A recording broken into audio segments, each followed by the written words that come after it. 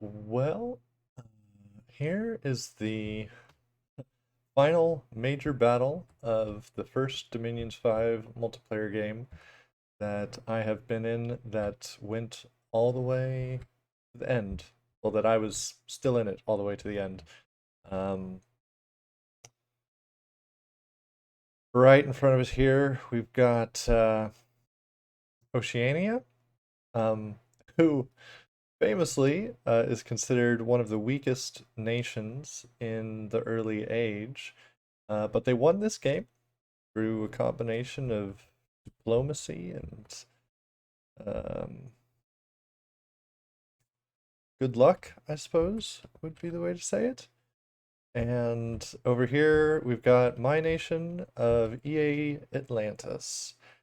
This fight, I actually win, and I was discussing it with the Oceania player. And what happened was this throne that we were fighting over, uh, this throne of ascension, did not have a fort on it, which was my fault. It was originally my throne, and I should have forted it earlier, and it ended up costing me the game, so big mistake. Hopefully learn that for future games. Um, but it had no fort on it. But on this very turn, he cast Wizard's Tower, a relatively high level, I think, alteration spell? Could be wrong about the school there. Um, which basically conjures a fortress into existence where previously there was none. And because he had some units moving in to reinforce this fight, but there was no fort on this province when he was giving the commands, he did not have the ability, which you usually do when you're ordering units to go to a province that has a fort in it, to move and patrol, which is what you have to do if you want your units moving to your own fort to participate in a fight that happens outside of that fort. Um, but he couldn't set that command because there was no fort there, um, because he was casting the ritual to conjure the fort on that very turn. Um, so because of that weirdness, he's missing like half of his air mages, these sirens, and a high level death mage who would have cast at least rigor mortis. Yeah, probably just rigor mortis because darkness wouldn't have given him an advantage here. So the death mage was going to cast rigor mortis, and the earth mage uh, would have cast either Army of Gold or Army of Lead. I don't think the difference really would have mattered there because I'm not really doing. Oh, I actually do have a fair bit of fire magic, so probably Army of Gold, unless he thought it. Yeah, probably Army of Gold. So sadly, because of that strangeness, I don't know if I would have won that fight. Um, that incorporated a couple of his key mages. But let's let this one run to see my last ditch attempt to salvage this game, the jaws of defeat. Uh, from a artifact, he's got Heat from Hell up, which is a fatigue over across the entire battlefield, but it's not very powerful in this particular battle because there's a lot of cold scales here. So Heat from Hell is not very useful when the province is naturally very cold.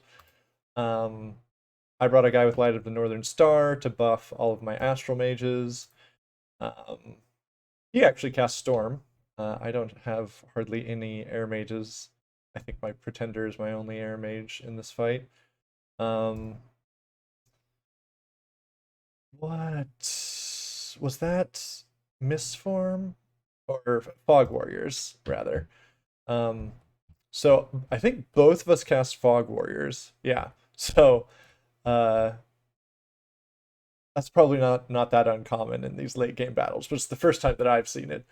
Um, Fog Warriors is a spell that gives your entire army the Mist Form buff, and Mist Form is very strong against armies that don't have many magic weapons because basically Mist Form will negate up to 25 damage as long as it's mundane physical damage. Um, uh, so basically the armies, oh, and now it's happening. It's gone into slow-mo as you see. This was the first time I experimented with spell. My pretender is in this battle. He's a really powerful mage, and he casts Time Stop, which basically, if I understand it correctly, it lets him take 7 rounds worth of actions in the time that everyone else takes 1 round worth of actions. So right now, when this slow-mo effect is going on, my pretender is casting 7 spells while everyone else is going through 1 round worth of actions. So that was kind of cool. Oh, and the first thing that he cast in that time stop was Relief, which was a counter to Fatigue. Because I knew he was going to have the Heat from Hell. Um, I did not know that he was going to have Rigor Mortis. So one of the big questions for would this battle have still gone my way if his other mages had been able to participate is the question of would Relief have been enough fatigue reduction to counter both Heat from Hell in a cold province and Rigor Mortis? And I'm not sure if it would have been. Yeah, so I think the slow-mo effect is going to be over relatively soon. But essentially you can see he's summoned a ton of air elementals. But because most of my army has Mist Form up, and when air elementals are trampling, which they will do as long as they are larger than whatever they're fighting, they only do physical damage. If they're the same size or smaller than what they're fighting, they'll stop trying to trample them and they'll zap them with lightning. And Mist Form won't protect against lightning. But yeah, you can see that my mages have just thrashed the Oceania troops to the point that they're largely running away. Oh, a big part of that might also have been the fact that my pretender also cast Wailing Winds, which essentially forces all enemy units to take a morale check just constantly. And basically all he's left with is this Tartarian Titan, Tartarian Cyclops rather.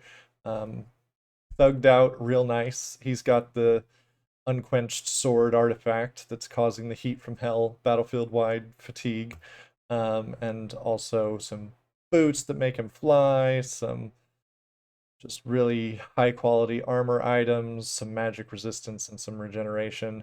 I'm pretty sure someone cast regeneration on him at the beginning of the battle, so his regeneration is actually 20%. And on top of everything else, he is Berserk, which means he will not run away. So Oceania was using a lot of Tartarian Titans because he got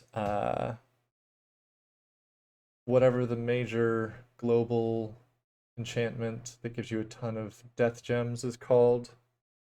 Well of Misery, I think it's called. And on top of Well of Misery, he also got the global enchantment Gift of Health. And that combination is just like a recipe for making a ton of Tartarian Titans. Because usually the disadvantage of Tartarian Titans is when you summon them, they have a whole bunch of afflictions. But Gift of Health is one of the only ways that you can remove afflictions from an undead creature. So he's got a ton of these just really nasty super combatants in the form of Tartarian Cyclopses and Monstrum, so on and so forth. But what I learned literally the turn before this is that as long as I've got one or two of my, where are they? These guys, my Basalt Kings, who frequently have very high earth magic, then the Tartarian Titans are really not very threatening to me because a caster with at least 5 earth magic and enough research. It's not that high of research. I think it's alteration 6. Um, can cast Petrify, and what I did not know is that the first part of Petrify has two effects. The first one is that you're turned to stone, but that's a temporary effect. And then after a randomized number of rounds, you are no longer, you transform back into your fleshy form. And in that transition, there's a chance that you'll just die. Um, and when I read the description of that spell, I made the mistake, and there was the Soul Slay that finally killed him. Um, I made the mistake of thinking that both of those effects required beating the magic resist of the target, and he had his Tartarian Titans geared up with high magic resist so that it would not, I could not plan on them being affected by spells that magic resist can negate. But what I learned is that Petrify, the first part, the part that turns you to stone, there's no magic resist check for that. That just happens. It's precision 100, so it can't miss. It's just bam, one square. Titans take up an entire square, so in the case of a Titan, just the Titan. But if you've got smaller creatures, you could do an entire square of creatures, or just instantly turn to stone. Um, and if I had realized that a few turns earlier, I could have been way more aggressive in fighting his Tartarians, which would have helped. Maybe I would not have lost this turn. Um, yeah, so won this battle, but he cast that spell that gave him a fort on this province, and because there's a fort on the province, even though I take over the province, I'm stuck outside of the fort, and inside of the fort, his Holy Three Bishop Fish uh, was able to claim the throne. At the same time, he claimed like 4 thrones on the same turn because he was way too big, um, which was in many ways my fault because he was my ally the entire game. But I knew what I was getting into. Uh, I knew that I was making Pangea, Oceania, very strong. It was an experiment, and there was some success in the experiment and some failure. I think it was better. I think I did better. Well, it's hard to say.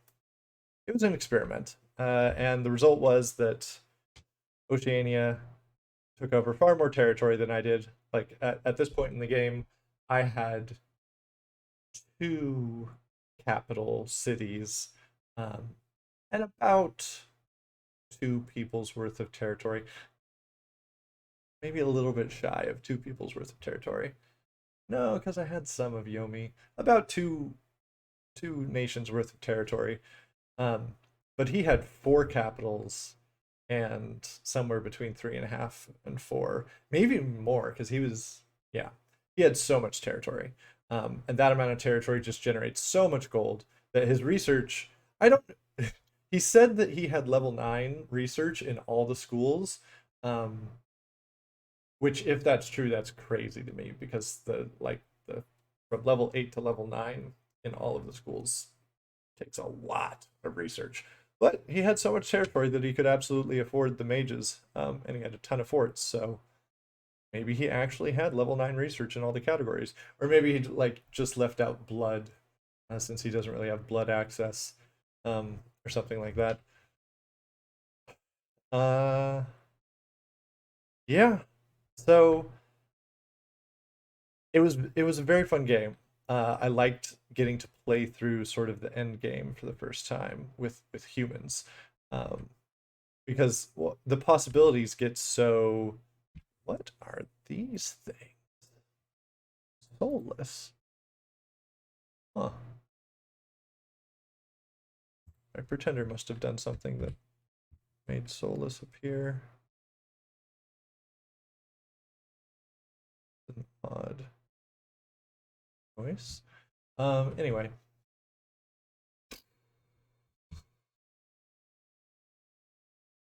I lost my train of thought. But yeah, that was that was the final big battle. There were a few little skirmishes elsewhere that weren't nearly as important. Here was my pretender. This is the most powerful. Well, I should clarify. In some very important ways, this pretender god is very weak. For example, his health pool, his default health is 10. So even though this fight happened well within my dominion, it only went up to 16, which makes him definitely vulnerable. He's got a lot of resistances, but you can see he took like 5 damage at some point during the fight. Could have been from Wrathful Skies or Stray Lightning Bolt. Who knows what did it, but real scary to have your Pretender God with so little HP. But in terms of magic, just very strong. A lot of these paths come from the Ring of Sorcery and the Ring of Wizardry. And then on top of that, this Crystal Shield casts Power of Spheres at the beginning of battle, which increases all of your magic paths by 1. Um, I wonder if Lucky saved him during the fight. Yeah. So this was the first time that I really got to see how flexible and powerful Rainbow Pretenders can get in the end game. So now I kind of understand why they're such a major part of the meta. Um, yeah. So that's first game down.